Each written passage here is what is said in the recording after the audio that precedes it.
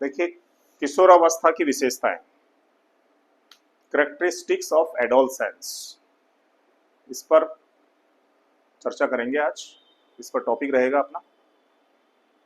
देखिए, यहाँ विशेषताओं की अपन बात करें तो इसमें सबसे पहले जीवन का सबसे कठिन काल बताया है किशोरावस्था को, क्योंकि यहाँ विपरीत परिस्थितियां होती है। इस वजह से उलझन की अवस्था, एक एक विशेषताओं को हल्का हल्का अपन डेस्क्रिप्टिव करते हुए चलेंगे। उलझन की अवस्था है ये। उलझन की अवस्था क्या है कि इसमें किशोर अवस्था में जैसे ही बच्चा प्रवेश करता है वैसे ही वो अपने आप को बड़ा समझने लगता है कि मैं बड़ा हो गया हूं, मेरी भी अब सुनी जानी चाहिए। किशोर अवस्था की जो एज है वो 13 से 19 साल साइकोलॉजिस्ट ने बताई है, ऑथेंटिक। उलझन की अवस्था कैसे है कि वो कहीं न कहीं डिसीजन मेकिंग में उलझा हुआ है, डिसीजन मेकिंग वो ले नहीं पाता है, इसलिए उलझन की अवस्था बताइए। स्वर्ण आयु, गोल्डन एज कैसे कहते हैं इसको? गोल्डन एज इसलिए है कि यहाँ पर किशोर अवस्था में वो प्रवेश करता है और वो स्वतंत्रता फील करता है, स्वतंत्र विचरण करना चाहता है। तो एक तरीके से आनंद की अवस्था तो गोल्डन एज है। समस्याओं की आयु है ये, समस्याओं से ग्रस्त रहता है किशोर इस वक्त, क्यों फिजिकली भी चेंजेस होते हैं तो वो समझ नहीं पाता ये मेरे साथ क्या हो रहा है। मेंटली भी चेंजेस होते हैं, फिजिकली भी होते हैं, तो इस तरीके से वो एक समस्याओं में गिरा हुआ है।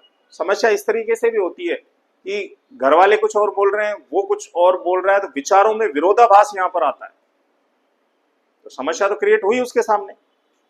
श्रृंगार की आयु, देखिए इसमें इस अवस्था में बच्चा ज्यादा से ज्यादा अपने आप को सुंदर दिखाना चाहता है, चाहे वो लड़की की बात हो चाहे लड़के की बात हो,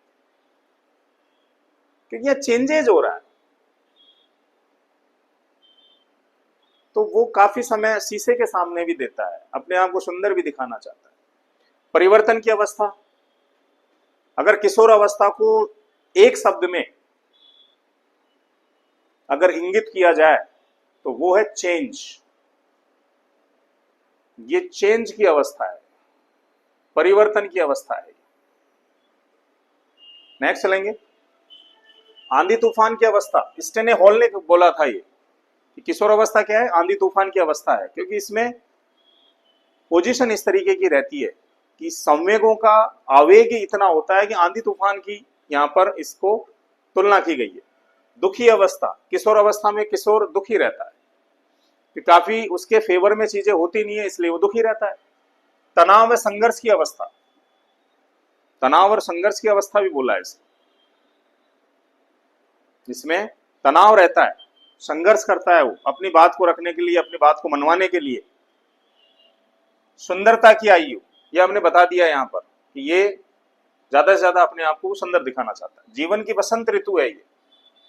तार्किक अवस्था, इसमें किशोर ये समझता है मैं बड़ा हो गया हूं, मेरी भी सुनी जानी चाहिए और मेरे पास भी लॉजिक है, तो वो तर्क देने लग जाता है।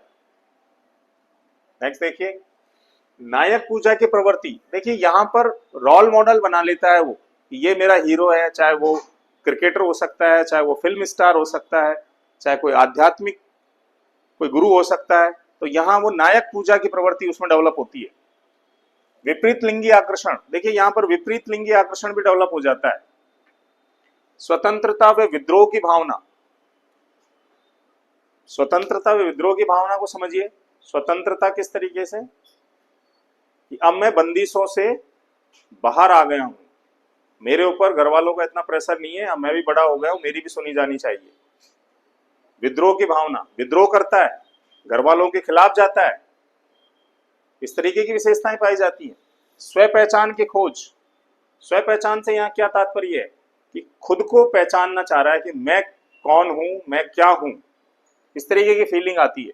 समाज सेवा की भावना, सोशल वर्कर भी बन जाता है वो, ज्यादा से ज्यादा सोशल एक्टिविटीज में भाग लेता है, समाज सेवा करता है।